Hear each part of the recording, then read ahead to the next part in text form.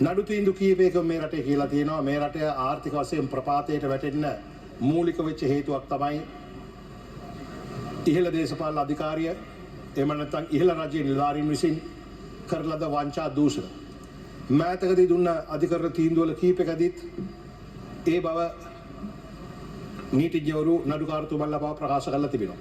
අන්න ඒ හින්දා තමයි මෑතකදී අල්ලස් හෝ දූෂණ කොමිසම සභාව විසින් මේ සියලුම කරුණු සැලකිල්ලටගෙන ඔබ දන්නවා මහින්දානන්ද අලුත්ගමගේ ඇතුළු තව අයෙකුට අල්ලස් කොමිසම පවරපුට අඩුවල වැරදිකරු කළා දඩුවම් කරු ලැබුවා.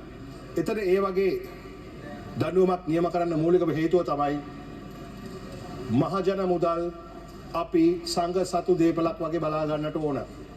මහජන මුදල් වල බාරකාරයෝ විතරයි අපි. නමුත් මහජන මුදල් වලින් තමන්ගේ දරු පවුල් නඩත්තු කරපු තමන්ගේ පෞද්ගලික ධනය පෝෂණය කරපු පුද්ගලයන්ට ඉදිරියේදීත් මේ ගරු අධිකරණ පද්ධතියෙන් පණිවිඩයක් දීලා තිබෙනවා. මොකක්ද? මේවා පරිස්සමෙන් පාවිච්චි කරන්නට ඕන. මම රාජකාරිය කළා එයා කියපු හින්දායි මම කරේ කියන තවදුරටත් උත්තරයක් වෙන්නේ නැහැ.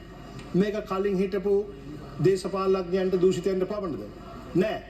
අපේ රජයටත් පණිවිඩයක් දෙනවා. මොකද්ද?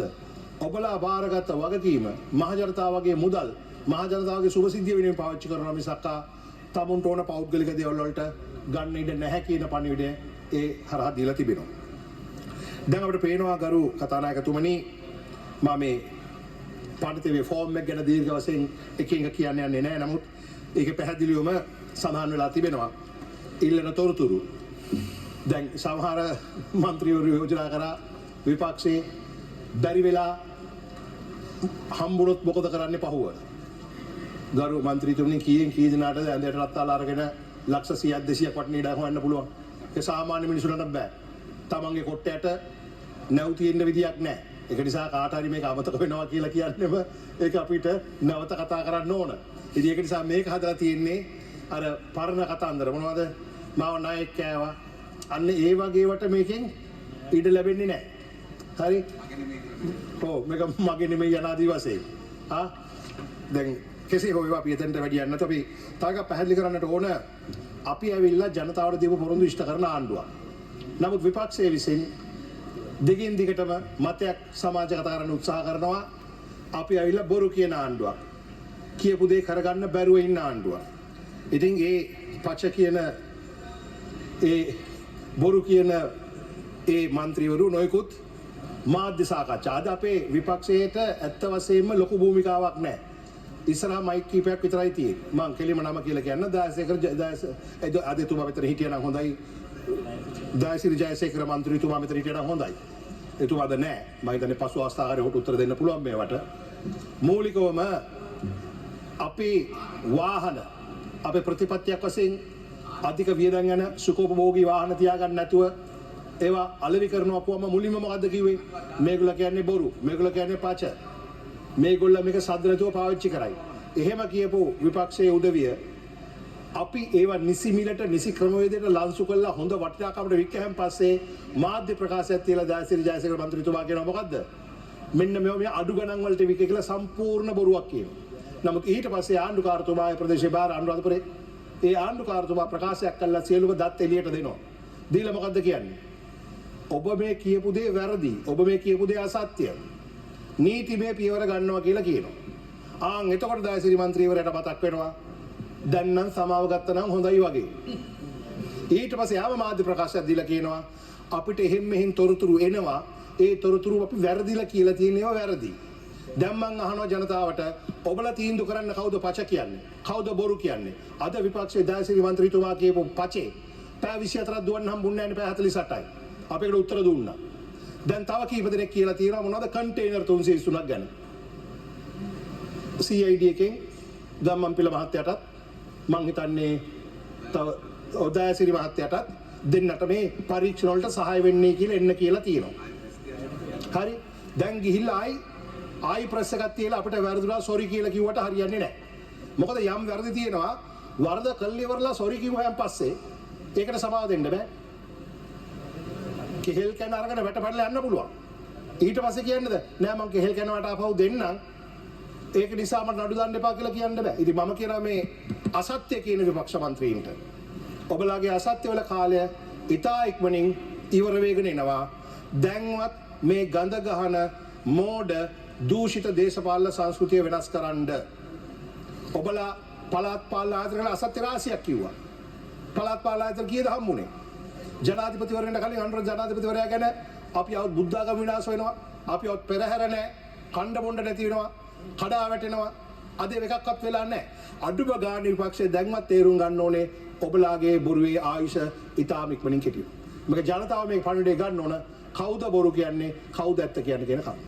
ඒ වගේම තමයි විපක්ෂයේ අසත්‍ය කරුණු වලටම හරියන මාධ්‍ය ජාලා කීපයක් තිබෙනවා. ජනතාව දන්නවා. හැමති ඉහලින් ඇත්ත දකින්නවා කියලා කිව්වට ඒකට පේන්නේ බොරු විතරයි. ලංකාවට ගෙන අපු ඉමුනොග්ලෝබුලින් කියන ඒ බෙහෙත සම්බන්ධයෙන් නොමග යවන සුළු පොතක් දාලා දැන් 3 පාරක් දාලා කියනවා යලි තහවුරු කරනවා අපි එහෙම කිව්වේ නැහැ. ලැජ්ජයි. මෙහෙමද මාධ්‍ය භාවිතාව.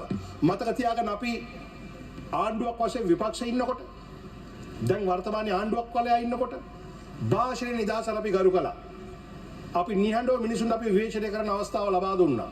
හැබැයි අපේ තියෙන නීතිගරුක බව, අපේ තියෙන නිහතමානීත්වය කවුරුන් හෝ නිවටකමක් ලෙස කල්පනා කරලා අපිට කටයුතු කරන්න එනවා නම් ඒවාට පිළිතුරුත් ඉතාම ඉක්මනින් නීතිය හරහාම දෙන්න අපි සූදානම් බවත් මෙතන කිව යුතුයි.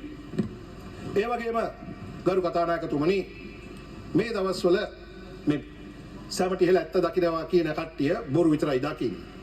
දැන් එයි විසින් ඊයේ මම හිතන්නේ කරුණාමල් මන්ත්‍රීතුමත් කියන්න යෙදුනා මම අධිකරණයට අපහාස කළා කියලා. ගරු කතානායකතුමනි මම අවුරුදු 25ක් අධිකරණයේ ජීවත් වෙච්ච මිනිහෙක්.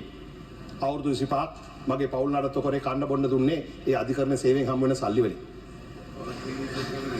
එහෙම නැතෝ කාගෙන්වත් හොරා කාපුවා ආච්චිලා දීපු මැණික් මල්ලු අපිට තිබුණ නැති නිසා.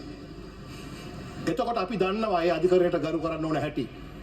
ඒක නිසා මගේ ප්‍රකාශයෙන් කොටසක් සංස්කරණය කළා දාලා ලියවිල්ලක් ලියලා ඒ අසත්‍ය ප්‍රකාශයට උඩගෙඩි දෙන්න try කරලා තියෙනවා. නමුත් ඒ විනාඩි 9න් බැලුවොත් අඩුවනේ 6 වෙනි විනාඩියේ ඉඳලා මම ඒක කතාව තේරෙනවා. මොකක්ද ඒක මම නැවත කියනවා. අපි විපක්ෂයේ ඉන්නකොට ඉල්ලුවා නීතිය විධානයේ ආධිපත්‍යය.